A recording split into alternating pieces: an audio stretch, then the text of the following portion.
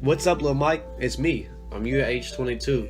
I've learned so much in my past, and I'm writing to help you along your road. You know, you're 14 years old now, and you're undecided about what high school you want to go to.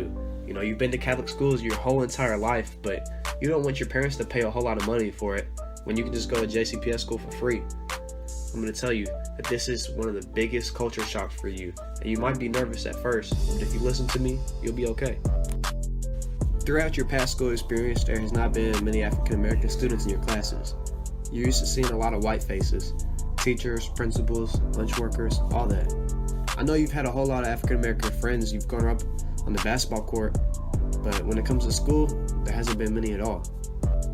You're going to go to Butler High School and you're going to run track and cross country there. Going to Butler is going to be a huge change for you. You've been used to having about 15 other students in the classroom with you and maybe 500 total people in your whole school, from kindergarten to 8th grade. But when you go to Butler, it's going to be very, very different. You'll be in hallways with hundreds of people. There'll be about 30 students in each class and almost 2,000 people in the whole school. You won't even know how to use a locker because you never had to at St. Anthony.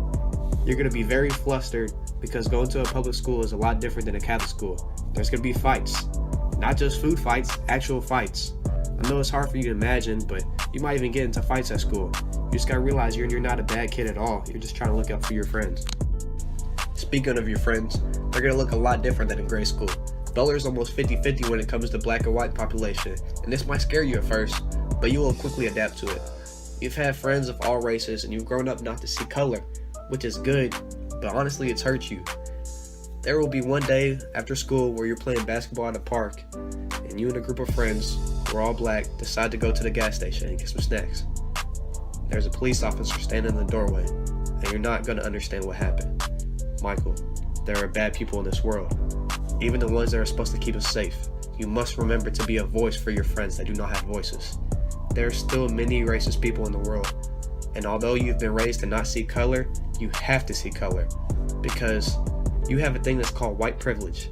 This means because you're white, there are many things that you can do that people can't. I know it's hard to believe, but this day will change your life forever, and I'm going to help you through it. The officer thought your friends were trying to hurt you because you were the only white kid. He didn't realize that these people were your friends. What happens next you'll have to find out for yourself, but this moment will be very, very hard for you to understand. Your friends have a target on their backs that you don't have since you have this white privilege. After this moment, you're still not going to understand why it happened and why your friends are treated so different. The only answer I can tell you is that society does not want to see African American people succeed. I know you see Barack Obama as the president, but you don't really realize why this is important yet. You've been raised to love all people, and that's great, but you've been blinded from the real world. It's very hard for you to understand, but your friends may not have the same opportunities as you. It's harder for African Americans to get jobs, and in some cases impossible for them to move up in positions at these jobs, even when they're better qualified. You've never thought about how different your friends' lives are because you think you're just like them. You have the same hobbies, music tastes, slang, styles, and mannerisms as your friends, because these are the people you spend your whole life around. You've heard your whole life, you walk like a black person, you talk like a black person, and the one that hurts you the most, you know you're not black, right? These people don't understand you, and you don't understand why these people say this to you. You're not trying to be anyone but yourself, and that's not an issue at all. You're not trying to copy them by any means. You're just being yourself, and that's all you know. You are yourself, and you're a great person, so don't let anyone tell you otherwise. When you get done with high school, your friends may change, but it's not going to be the end of the world. You'll go through fights with friends, lose friends for stupid reasons, and even get stabbed in the back by people that are supposed to be your brothers for life. But don't let that get you down. It may be hard dealing with these things, especially the heartbreak that you'll go through, but all these things have helped shape you to the amazing person you are in the future. Times will be hard, and there will be many moments that it feels like life is too much to deal with, but you'll make it out. There might be times in your life where you feel empty, but you can't let these negative thoughts consume you. Your junior year of high school, you're going to join a fraternity, and this is going to be the biggest change that happens in your whole life. You're probably thinking, why the hell would I want to be a basic white guy that drinks beer all day like the ones on TV? But this fraternity is not like that at all. Many people are going to tell you that you can't join this fraternity because it's a black fraternity, but you got to ignore what they say because it's a great fit for you. Your family might not even understand, your ex might make fun of you for it, but you got to think about the bigger picture. Michael, you are a voice for people that do not have a voice. Your reason for joining the fraternity is so pure. You want to help fight racism, and you want to end it. You want black people to be able to walk around without a target on their backs. Your intentions are so good, but people will still mock you for it. You must realize that the task you want to accomplish is almost impossible, but you're going to help it. You're going to speak on issues that you've never seen in your early life. You're going to meet a whole lot of new people. Some of these people might not like you, but you have to ignore them. You must stay focused because you want this world to be a better place for everyone. You want to change people's lives. You're going to have a voice, and you must properly learn how to use it.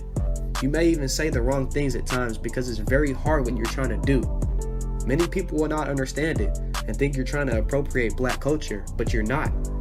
You're trying to be an ally for the black community. You support black businesses. You bring black and white people together at events on the campus. You change people's mindset one by one, and this is just a start.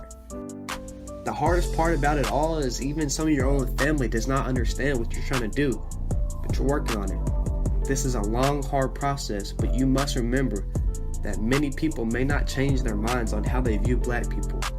Like I said, there are some bad people in this world, but there are also people that need to learn more, and these are the people that you can make impact on their lives. I hope you stay strong, Michael. Remember who you are, and do not let anyone tell you that you can't do something. The sky is your limit, and if you put your mind to it, anything is possible. Keep working hard, and remember that you are changing people's lives one at a time. Keep those grades up, keep putting in hard work on the track. Soon your high school career will be over. You'll be sad about it, but you have a whole lot of things coming soon. I love you. Big Mike.